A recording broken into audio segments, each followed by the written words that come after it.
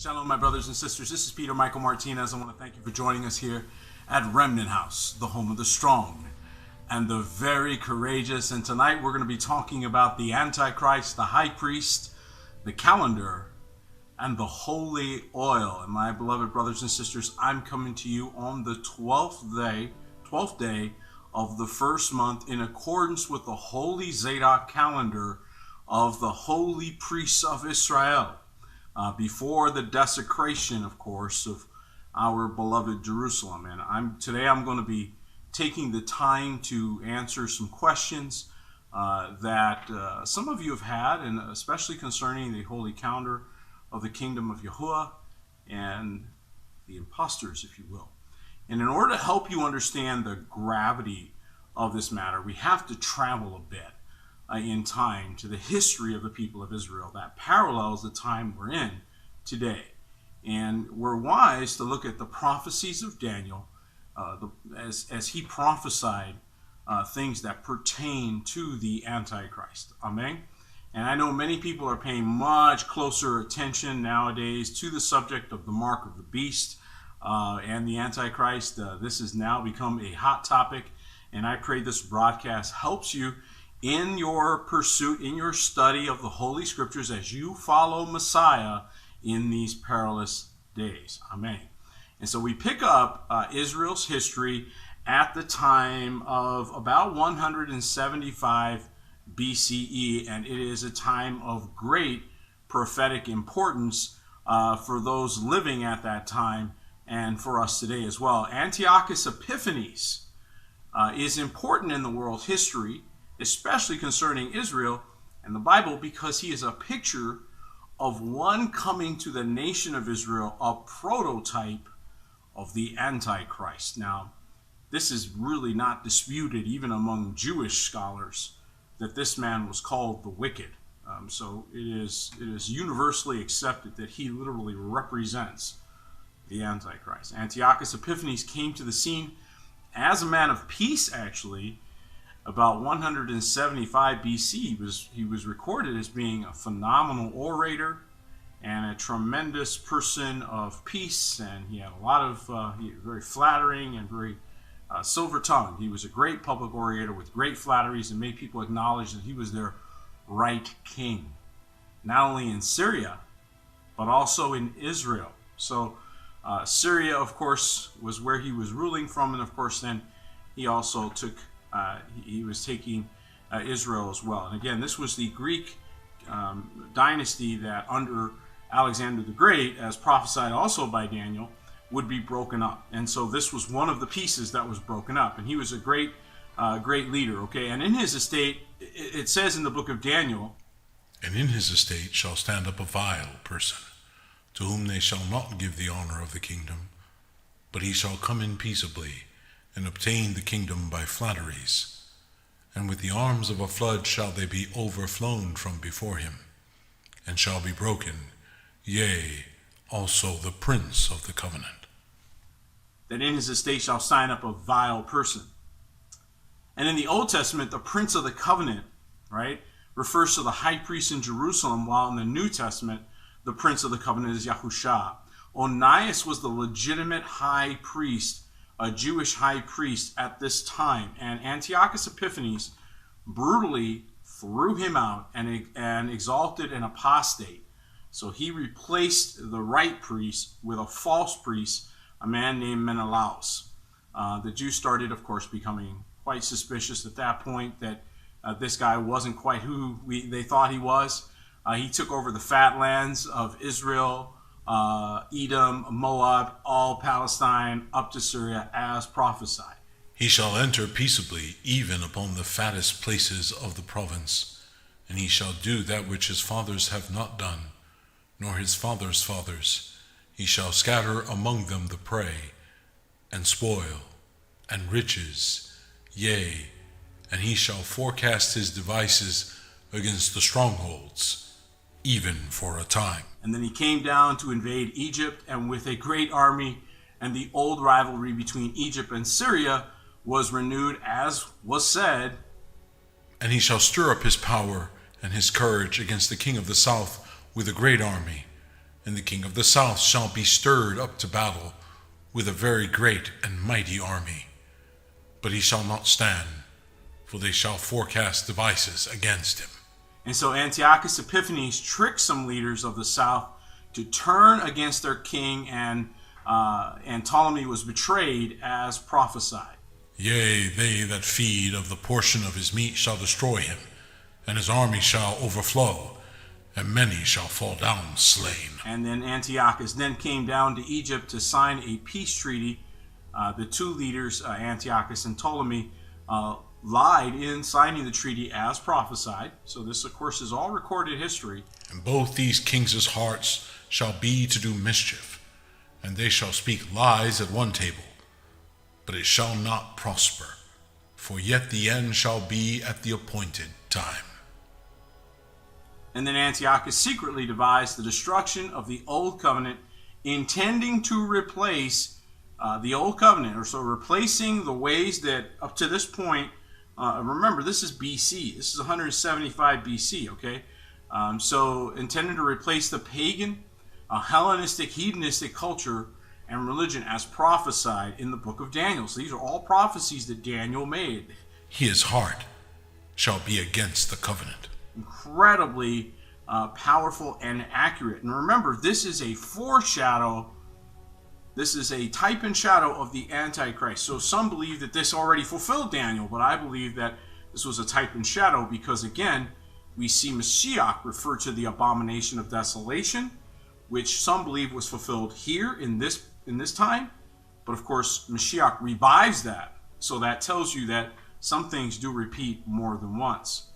And it tells us that the ships of Shittim were Roman Empire soldiers stationed in Cyprus. The Roman soldiers stopped Antiochus from attacking Egypt. For the ships of Shittim shall come against him.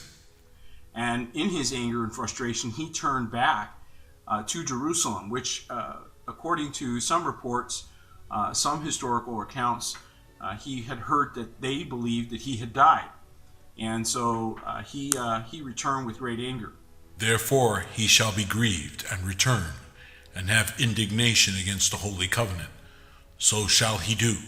He shall even return, and have intelligence with them that forsake the holy covenant. And Antiochus Epiphanes then brought in what many believe, and frankly is, an abomination that makes desolation. On arriving in Jerusalem, this is undeniable that this is absolutely horrible after slaughtering who knows how many. Some counts were up as high as 80,000 Israelites, Hebrews, were killed during this time as he brought in his troops. And so this was a horrifically bloody event, a terrible, terrible event for the nation of Israel. And on arriving in Jerusalem, that night, many Jews were, of course, slaughtered. He went into the temple. He took away the daily sacrifice. He set up an image and demanded every person to worship this image. And he slaughtered a pig. So he took an unclean animal. And just imagine, again, this is Israel. These are Zadok priests. These are holy people. These are people keeping and holding down the holy ways. They're doing their best amongst a nation that has let in the devil, let in these evil ways. Once they opened the door, the devil came in, and that was it. The flood started. Okay? And so he slaughtered a pig inside the temple, and the priests were forced by sword point to drink pig blood. Okay, I just want you to take this in, because this is the level of resolve that this spirit, this Antichrist spirit, has to desecrate that which is holy. So just don't think for a second that he will stop at anything to desecrate if you let this spirit in. And again, Daniel speaks about this. Now, we read, of course, we study, and we find out that Antiochus sent Apollonius with 22,000 soldiers, this is recorded in many places, to pollute Jerusalem and the temple, and thus it is said that, of course, he fulfilled the prophecy of the arm shall stand on his part. And of course, in Daniel 11:32, and such as do wickedly against the covenant shall he corrupt by flatteries, but the people that do know their Elohim shall be strong and do exploits. And such as do wickedly against the covenant shall he corrupt with flatteries, but the people that know their Elohim shall do strong and be strong and do great exploits.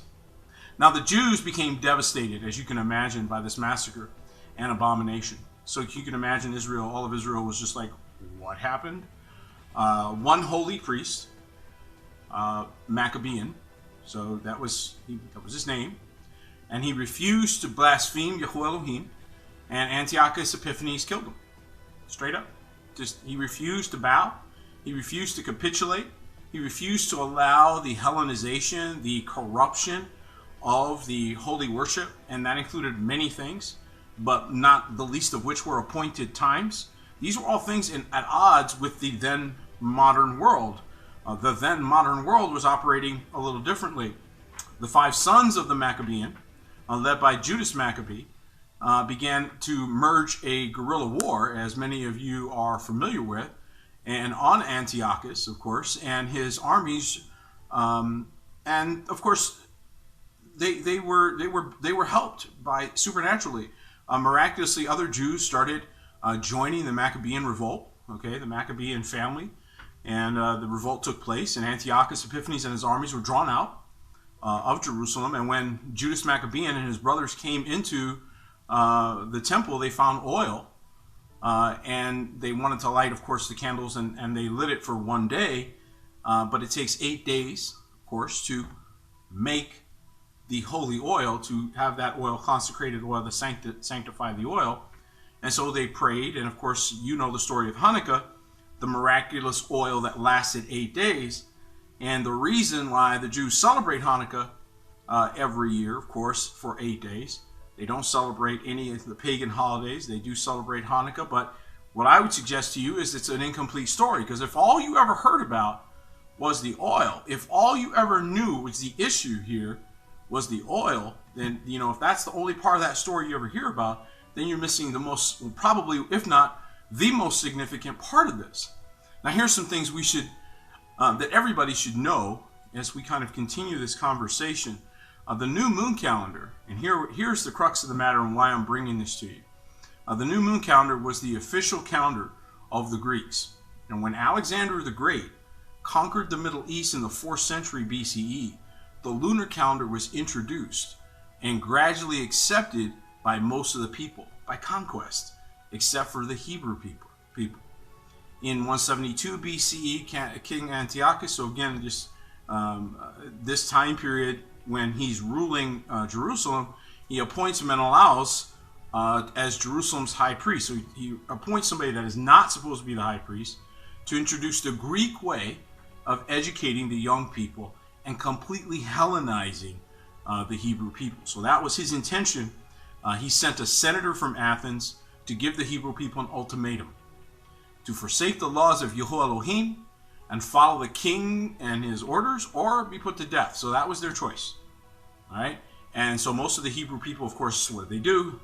They followed, they bowed their knee, just like Shadrach, Meshach, and Abednego were the 3 who didn't, but most of them did, because we know human beings, right? So most of the Hebrew people followed the king's orders and saved their families, tried to save their families, but many were put to death. Many of them were absolutely refused, and so King Antiochus forced the Hebrew people to celebrate what he called the birthday of the month. Every month, at the time of the moon's first visibility. Okay? So in 167 BCE, King Antiochus returned to Jerusalem after his second campaign in Egypt and immediately banned the Hebrew religion and the Enoch or Zadok calendar being kept at that time by the holy priests, and prohibited all normal or holy religious practices at that time. So this was really a huge moment. He dedicated the temple in Jerusalem to Zeus. I know, you're sitting there, maybe you didn't even know this. Some of you are going, when did this happen? This was about 200 years before Mashiach came. And he dedicated the temple to Zeus, the Lord of Heaven, as he calls it, which is another name for Baal Shemin, and ordered the Hebrew people to worship Zeus and to participate in the festival honoring Dionysus, who was Zeus's son, who was called Bacchus by the Romans. Okay, so this is all stuff that got woven into many things that people continue to keep without knowing. And many of you have woken up to pagan roots of different things, and you start digging them out. Well, here we go with another one this one's huge. The festival, of course, there were a lot of festivals and things that, were attributed to the Romans and to the pagans that got Hellenized or introduced and mixed in to what was supposed to be holy, right? Supposed to be a holy calendar. So what's happening in these last days is YAHUAH is raising up a remnant of people who have the same spirit of the holy Zadok priests, who are saying, I don't want to go with anything that Antiochus told me to do. When King Antiochus brings sacrifice of swine and makes abominable offerings in the temple, this begins the Maccabean revolt, okay? So we hear about that revolt. We understand how it went. We understand that they fought, and of course the Hanukkah story is often portrayed as a struggle for national liberation, but the Jewish revolt was also against their Greek Hellenization. In reality, it was much more complicated than just about one thing or another. The real conflict was not a physical but an intellectual or ideological one. Hanukkah was ultimately an ideological or spiritual war between paganism and the ancient ways, the holy ways, the Zadok holy priesthood that was holding fast, that little bit, that small group, that remnant were holding on. And of course they were slaughtered. It was a horrible thing. And we're thankful for the story of Hanukkah, but we still want to remember the blood of our brethren. It was not a struggle purely between Greeks and Jews. This was also between Jew and Jew. This was those Jews who wanted to Hellenize. There were those Jews that were sucked into the Greek culture. Okay, and it's no wonder why. I mean, the Greek culture was a major cultural milieu, and it was, basically the United States of the modern world of that time. And so we see a pattern in Jewish history, and it's not an unusual pattern. A world culture comes along and which enlightens and progressive and is changing the world. And some of the upper class Jews, they want to get in on that. In order for the anti-holy, antichrist king of Israel, the order of this king, Antiochus, was that you were to keep, listen to this now, the Babylonian 19-year moon calendar and abandon the Enoch calendar. I want you to get this, because he ordered it. The 19-year cycle, the one that they have to add, a month to every so often, the one you're told is like an ancient Hebrew. No, it was commanded by Antiochus Epiphanes. It was commanded by the man we all regard without question as clearly an antichrist figure, without question. An anti-Israel, anti-anointed, anti-holy figure, without question. And this order was given at the pain of death. This is the measure of this spirit's resolve to get you off the right time. And see, one thing he understood was that Israel, if there's one thing, that this was stuck in their craw. It was a big issue because Israel refused to keep time the same way. If you're keeping time according to the way that Enoch taught and Jubilees confirms, which Jubilees was written during this time, warning about them going off, following the moon, following what he was telling them to do. And Jubilees warns about this. And the answer is very simple. The holy feast days are appointed holy times, and they are holy in heaven.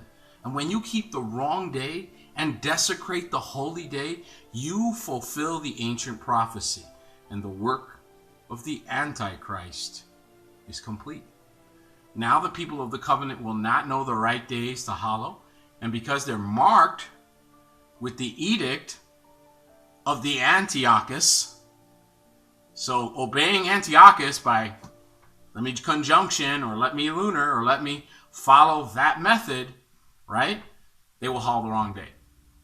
And the ancient prophecy is fulfilled. So today is the 12th day of the first month. And I want to keep emphasizing that to you, because that means in just 2 days, we reach the evening of Passover.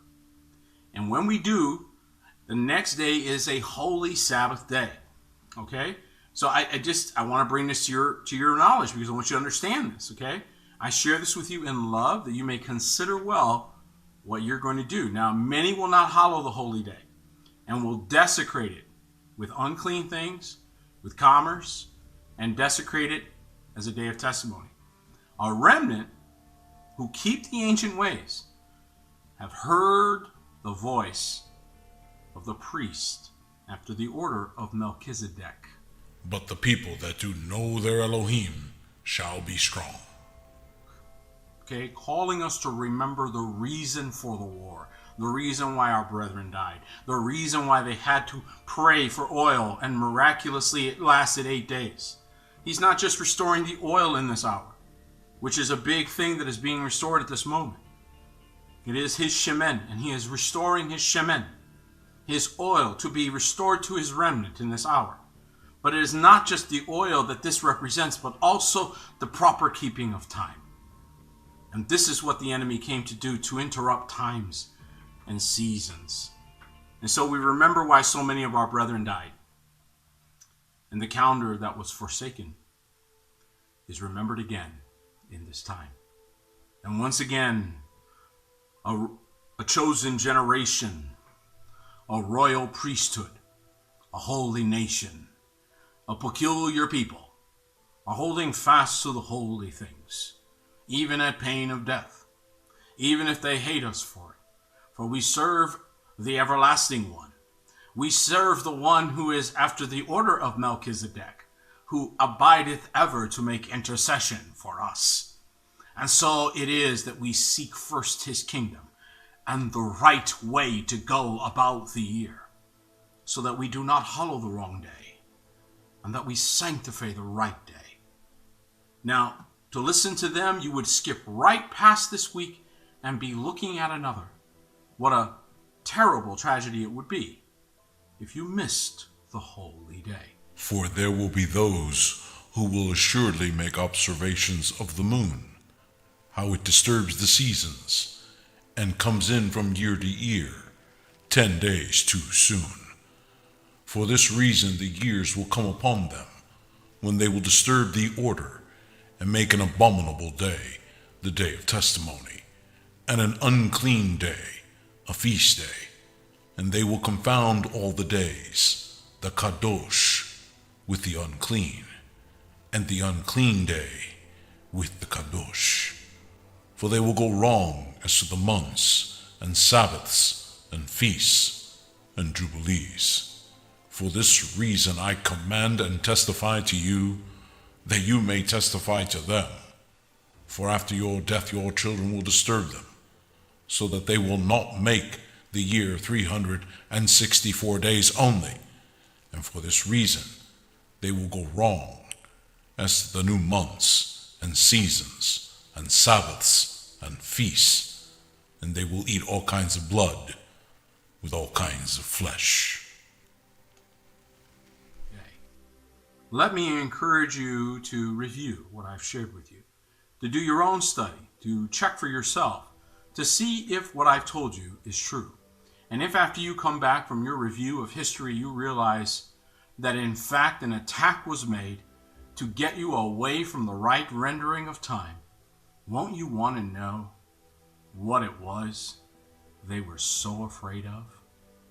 They didn't want you to find the windows of heaven, where he pours out a blessing so great, there shall not be room enough to receive it.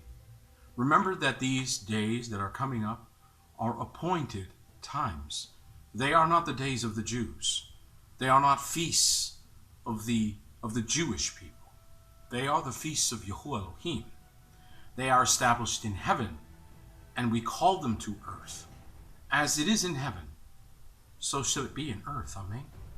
And so, saints, understand that when we pursue these things, we pursue them in love, to seek first his kingdom and his righteousness.